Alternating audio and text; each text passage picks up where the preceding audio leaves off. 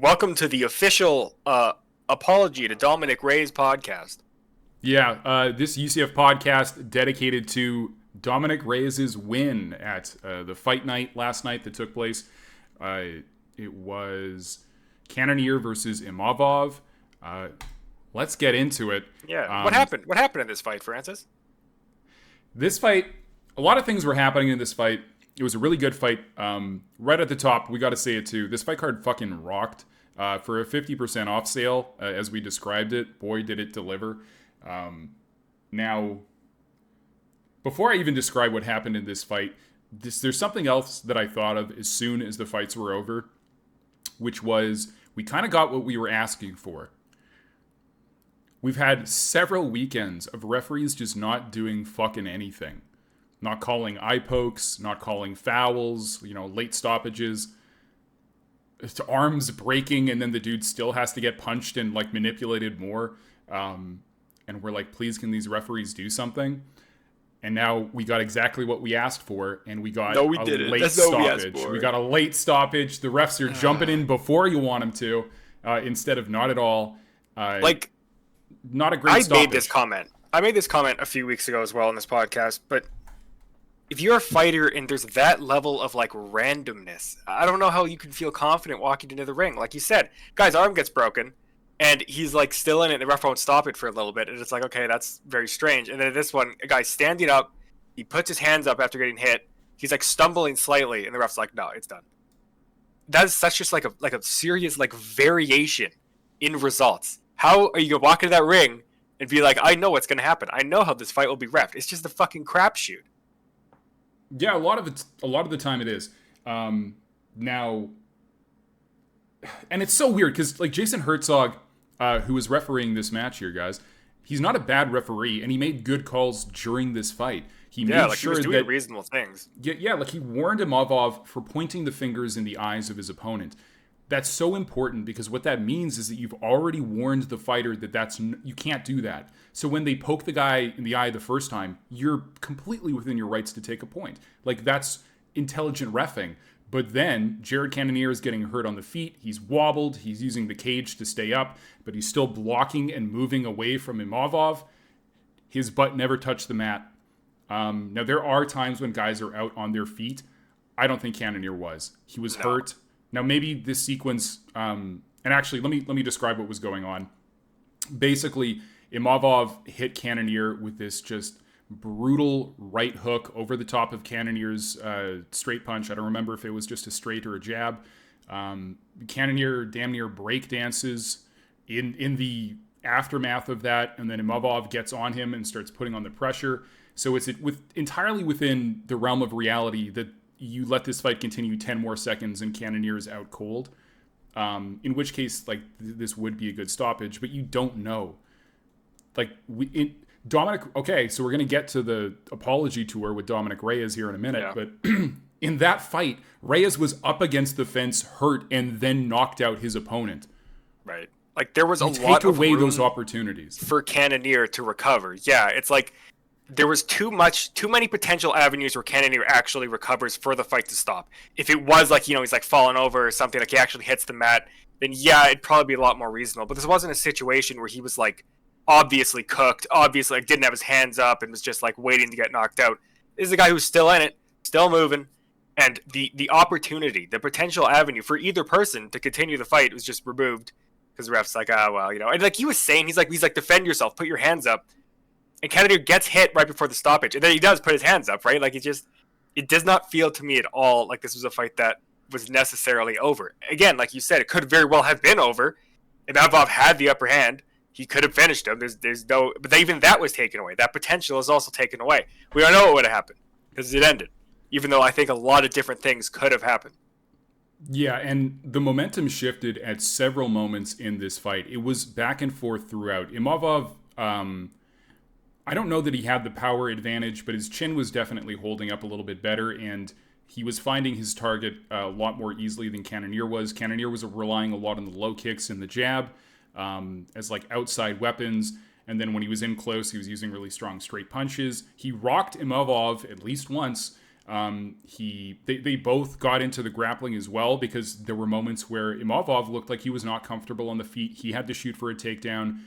Cannonier started the wrestling, though, definitely to slow down his opponent, because at the start of that match, Imovov looked dangerous and sharp. So, like, in between rounds, they even interviewed Dean Thomas. They had him on commentary, and he's saying, you know, I can see the momentum shifting. I see Cannonier starting to, like, make his way into this fight. And, you know, like I've got here up for you, round by round, Cannonier, more strikes round 1. Imovov, more strikes round 2. Extremely close round 3. Yeah, round 4 was starting to go Imovov's way, but again, like, you're seeing momentum shifts throughout the rounds. These guys keep going back and forth. I'm going to quit bitching about this stoppage now. Obviously, we're a little bit salty because we picked Cannonier. Yeah, we picked him and we were wrong. But, like, I don't know. I really feel like it could have been potentially Cannonier by decision if he really brought it back around to round 5. Probably would have lost round 4. But, yeah, it's just sad to see something like that happen. Yeah. Now, and something that does have to be mentioned is that you really can't blame Nasruddin for this. He was doing his job. No. He was winning a fight when it got ended, so it's really hard to blame him. Post-fight interview, he had 2 great things. Number 1, you know, I can't really celebrate this win because children around the world are suffering. Okay, nice call out. Number 2, I want to rematch Sean Strickland, who's a guy who's a former champion who has a win over him in the division, who just came off a win last weekend. That's a great call out. So Nasruddin is doing everything right.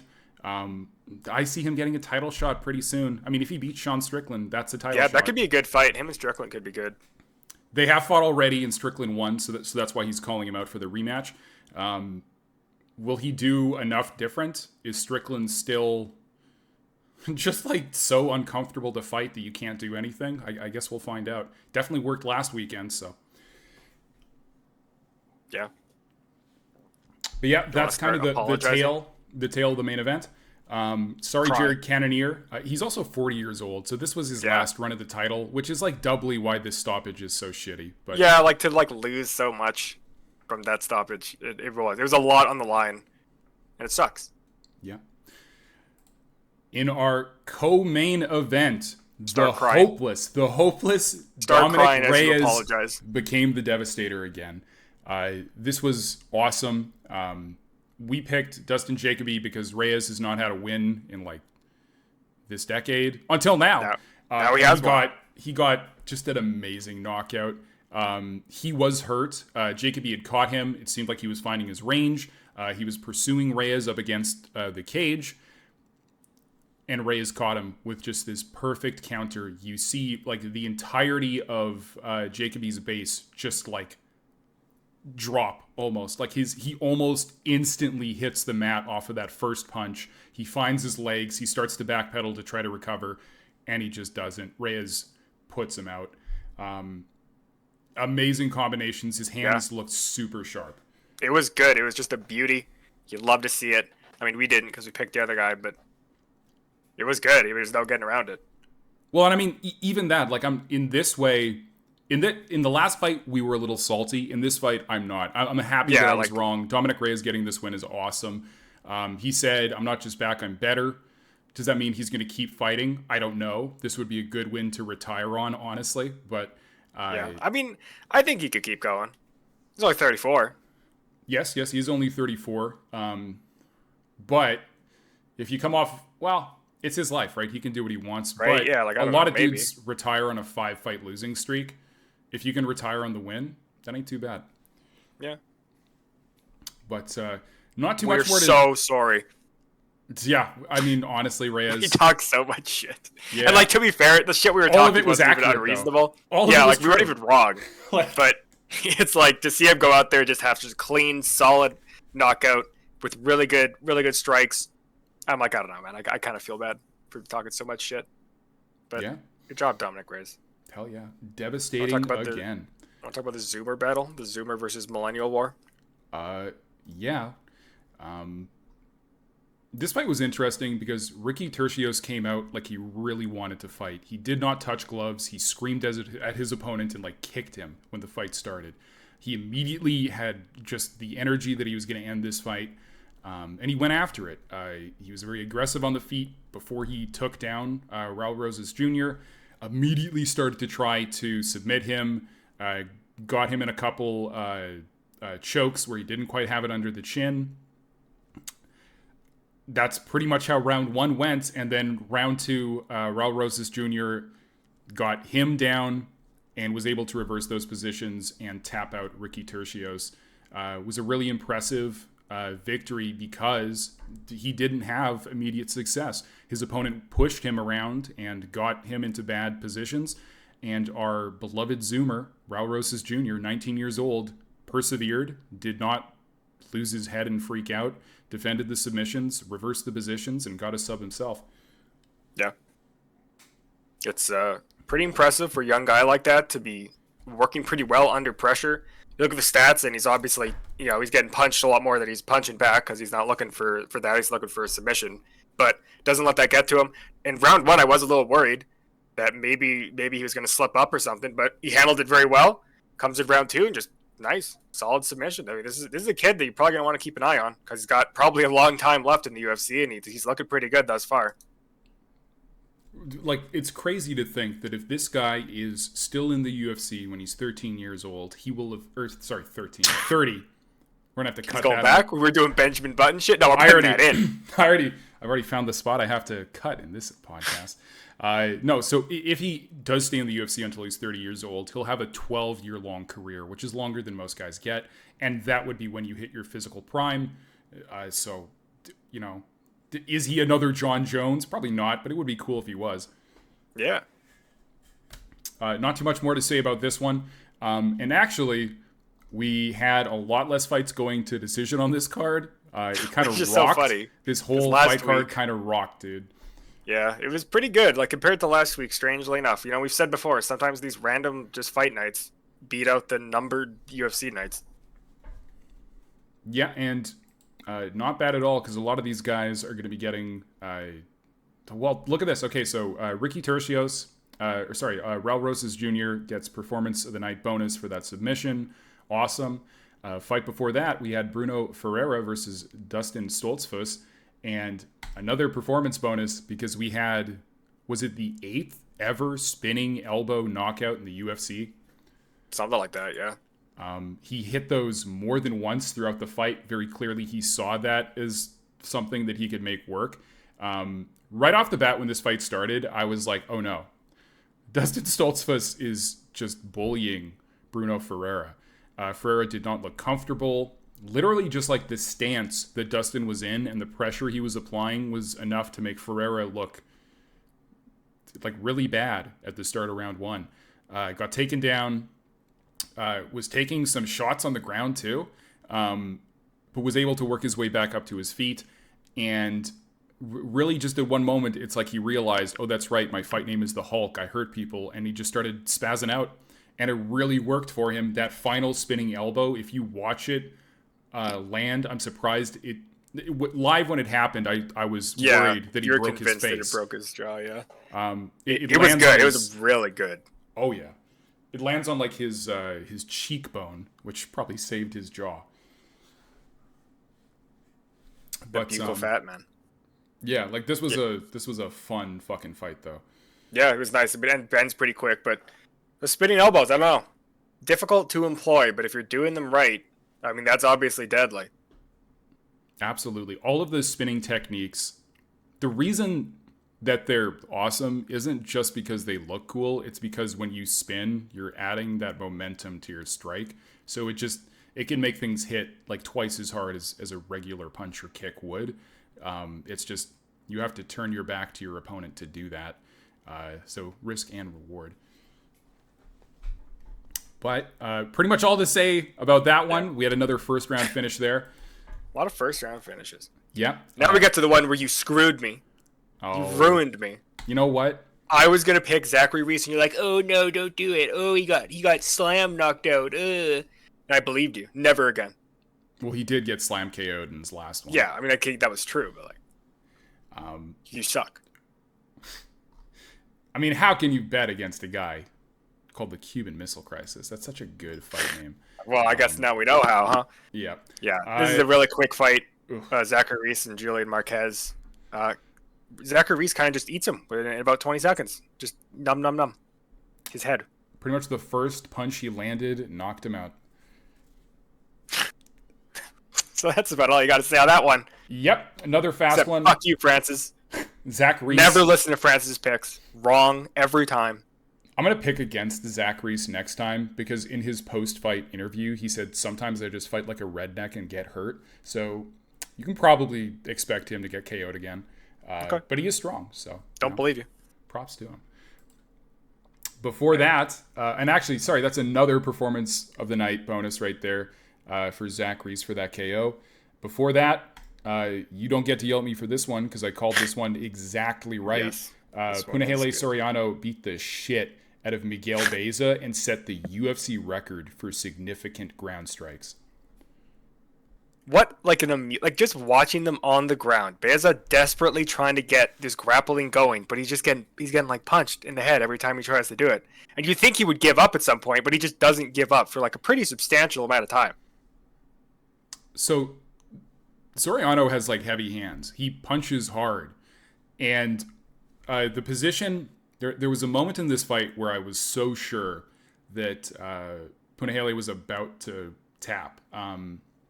Beza had his heel. I'm not sure if he was looking for a heel hook or whatever the hell he was doing. At one point, it looked like it was a calf slicer. And Punahele just sat up. He would either fight the hands of Beza to try to mess with his grip. And when he couldn't do that, he was taking his right hand and punching Beza in the head as hard as he could. Just sat up with your opponent trying to tear your MCL in half and blasting him in the face for the full first round. And then in rounds 2 and 3, just taking him down and continuing to punch him in the face as hard as he can while Miguel Beza attempts any submission that just isn't working. Yeah, because you can't submit your opponent when you're taking concussive brain damage. It doesn't work. It's kind of hard, actually. If you I love how there's numbers, not one single answered strike on the ground. Like, I know he was trying to submit, but the fact that it's 136-0 is just ridiculous to me. Like, holy shit. It's crazy. And he only missed 30 of those significant ground strikes, eh? Yeah. Fuck, man. Just, I don't know. What a great fight for one guy. And actually, what's so funny is that Punahele's accuracy for fights to come is going to be just, like, on the stats page, it's going to be so skewed because he's getting, like, 92% out of, like, 57 punches. This is permanently changing his stats That's page. actually fucking funny, yeah. Right? It's hilarious, dude. This one was kind of tough to watch at points because Beza, he's been KO'd a lot. He doesn't take a punch well, and he took just the most brutal beating. Yeah, I don't think he should fight anymore. Pretty well. I don't think he should fight anymore, man. You think he's done? Yes. Guys honestly, always come back and like prove you wrong, but yes. Yeah, I guess this is his 4th loss, I think, in a row. I don't think he's no Dominick Reyes, you know. I was about to say Dominick Reyes literally proved to us that this is possible and that it's not. Yeah, but not the thing is, Reyes used to be good at like one point. This guy does not seem like he was ever that good. He won a few fights and then he like lost one fight.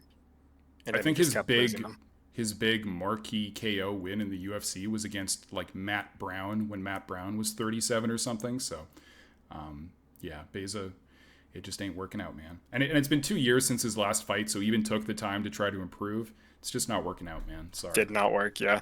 Sorry, dude. Before that, we had our prelims, which we did a little lightning round picks. That doesn't count. Don't go back and watch that. It doesn't count. It's not real. It doesn't count, even though I got every single fight right, which is hilarious. You didn't get every single fight right. Which one did I get wrong? God, that's right. Katona did win. Never mind. That's right. I got every single prelim right. It's like scrolling. Just like eyeballing it, I got them all right. Thinking about the main card, I got half right. What does that mean, people? Yeah, so the prelims are the most important part. Everyone knows that. No one actually watches like the main card. Like, no one cares. Well, and these prelims were not bad either. We always say that, sometimes the best fights are on the prelims, but they really were this time. Thiago Moises versus Ludovic Klein wasn't that best fight, but it wasn't bad either. Klein in round 1, I'm definitely going to edit this in. He hits Moises with this punch that at first doesn't look like it hit all that hard, and then Moises falls forward. Now Moises keeps his composure and is able to defend himself, and he gets to like a 3-round decision, but more than once Ludovic Klein hits him with some shit that just puts him on skates. Moises didn't have a lot to answer with in this fight. Ludovic Klein is good. He's a whole bunch of just athletic advantages. Super explosive, crazy fast. Just doesn't get enough going and is super hittable. So it's a nice win for Mr. Highlight, but he always makes me nervous. Like you should not be so easy to hit. You should not be doing so little. Yeah. I don't know if I have much to add, honestly. It's cute. It's a cute little fight.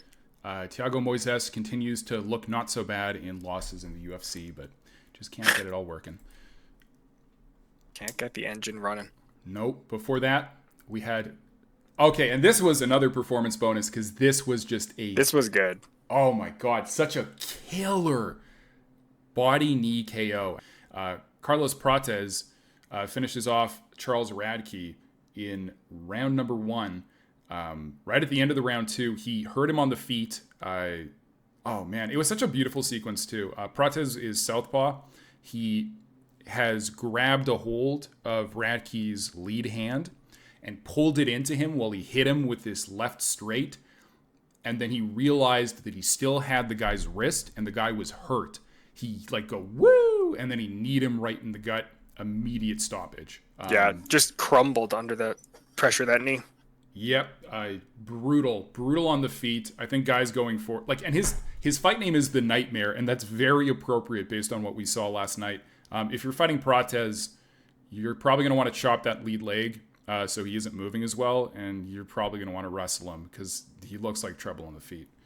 Yeah. Another fight that didn't get out of the first round. Wow, this card actually fucking rocked. Wow, dude, with some sick ones. God, and just thinking about eating a knee like that, it's always so impressive whenever a strike that is just purely to the body. I know body strikes are obviously very viable, very useful, but just seeing something like that result in an instant stoppage because the guy just crumbles, it's holy shit, man, that's got to be just fucking excruciating.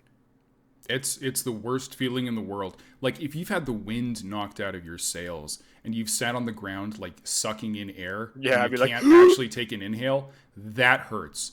Imagine that on top of your liver being hit and your liver body exploded. Collapses, right? His whole ass liver cirrhosis in one instant. A lifetime's worth of drinking with one knee. Yeah, dude, that guy can never drink again. Sorry, Radke. Another performance of the night off that one. Before that, Canada!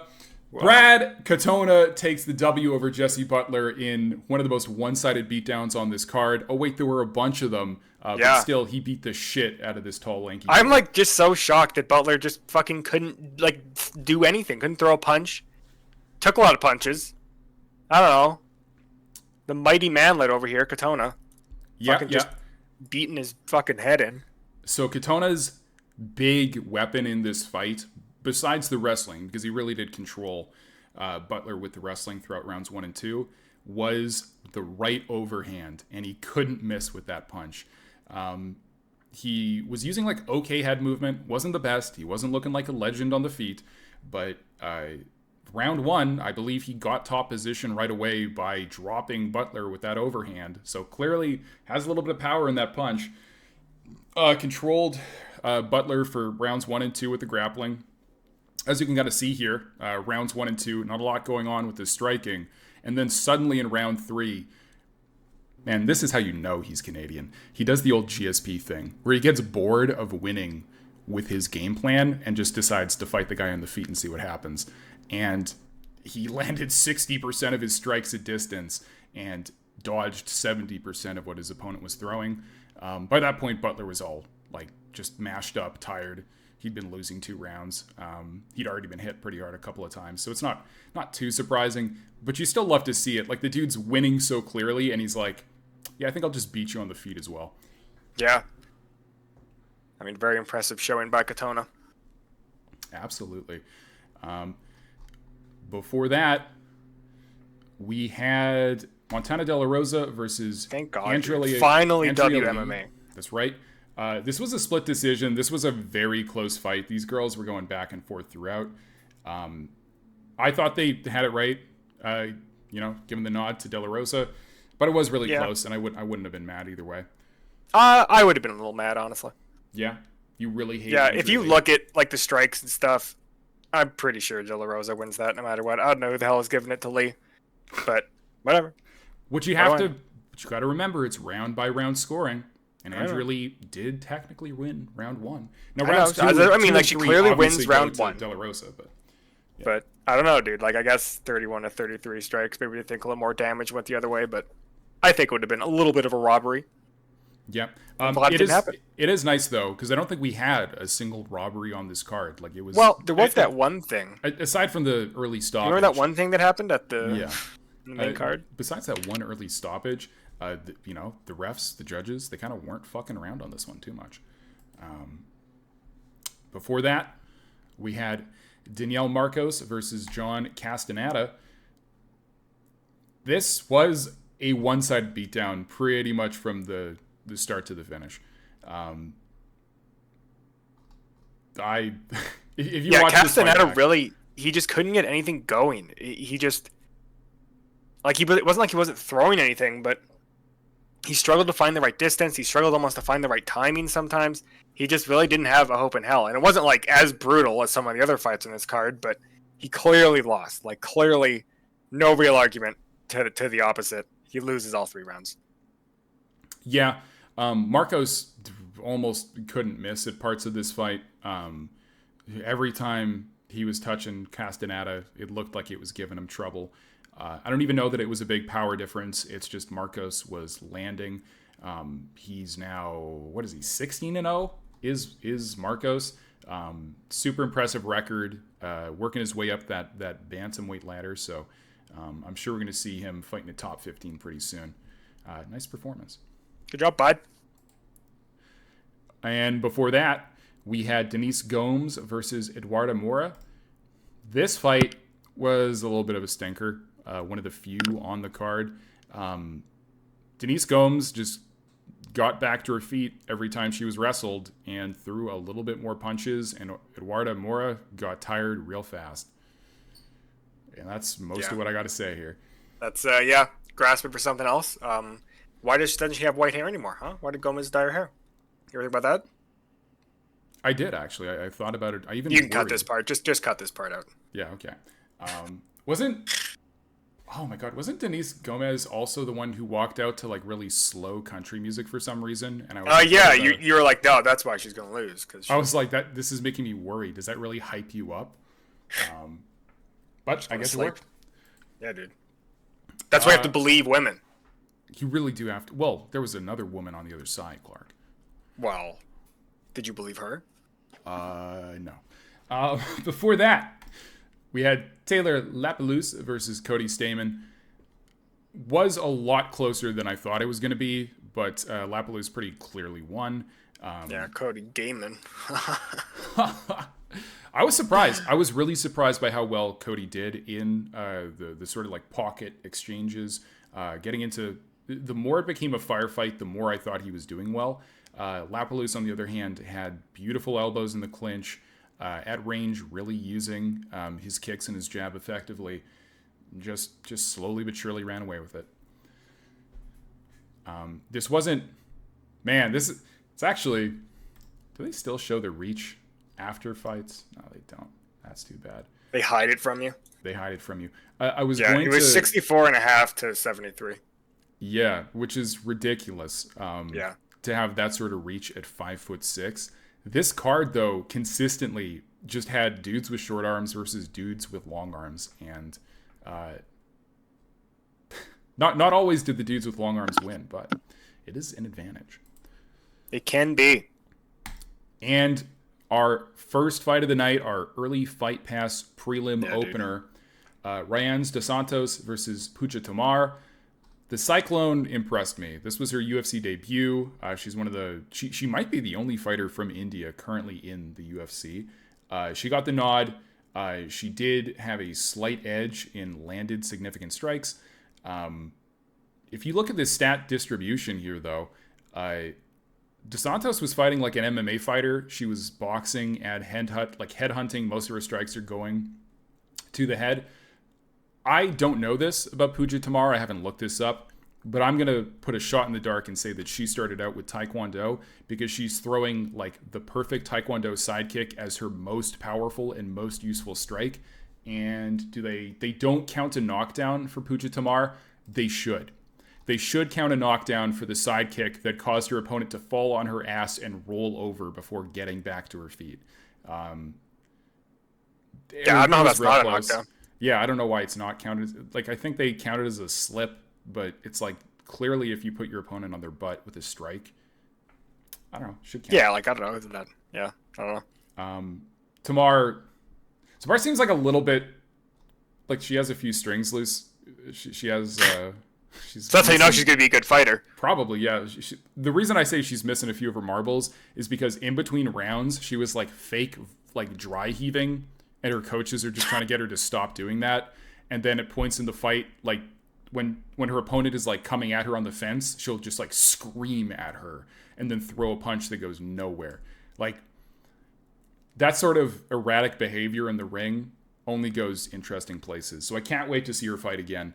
She has a skill set that I like. Her fight name is the Cyclone, and she was definitely all over the place. So, and Dos Santos, honestly, I think she'll come back a little bit better. She's lost both of her fights at the UFC. She's going to have that final shot before they drop her, and she's going to win. That's my prediction. Yeah, she did not look out of her element in this fight. Yeah, she didn't look bad. Yeah, it was split decision. I don't know. I could see it. I actually was expecting her to win just because she had like headhunted, and usually judges score things that way. But no, they actually did watch the body shots in this one. Pooja hitting 99 out of 203 strikes. DeSantos hitting 86 out of 152. So Pooja was just also much more active. Yeah. But yeah, this was our Fight Night Cannonier versus Imovov. Whoa, dude. Pretty exciting from start to finish. Honestly, this was the better fight card out of the past 2 weekends. Looking forward at next weekend.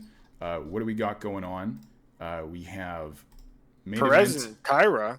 That's right. We have a 125-pound fight night. We'll be doing a predictions video for this one a little bit later in the week. We'll see you then. Should catch it. Make sure to catch it because even with our lightning round, we got the vast majority of these fights right. So we'll see you then. And thank you for watching the UCF podcast. Don't forget to love women. And always love women. We love women.